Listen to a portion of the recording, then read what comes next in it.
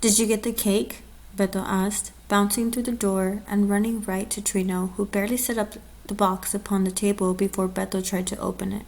Get lost, kid. Trino grabbed his little brother's hand and squeezed just enough to make Beto stop. Mom's not going to let you eat cake right now.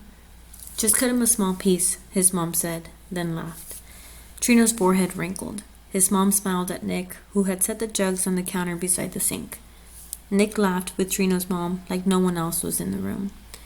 I want cake too, Gus said, and climbed onto the kitchen chairs as soon as his brother did. As Trino cut the cake, he watched his mom and Nick trying to figure out why the guy was still there. His mom went to change clothes, and Nick sat at the table and put Gus on his lap. As Beto and Gus ate chocolate cake with their fingers, Nick started telling a story about a cat that he had found last night in the motel laundry room. Trino licked the chocolate from the knife, giving Nick the ojo, just so he knew that he shouldn't mess around with his mom. Finally, his mom came out in a red flowered shirt and black shorts. Her black hair was loose, hanging around her shoulders. Her eyes were shiny, like candy dipped in chocolate. Usually, when she came in after working a half night, she dragged around in a robe all day. Where are you going, Mom? Trino asked straight out. He put the knife on the kitchen counter.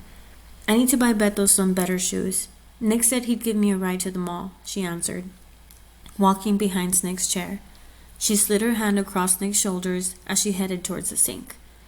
Trino eyed Nick again. Standing, the man towered over Trino. Sitting down, Nick's body looked average. Nick's face wasn't scarred up.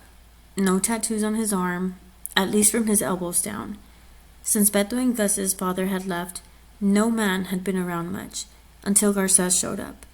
And Garces wasn't much of a man. Trino jumped when his mother pointing fingers poked his ribs.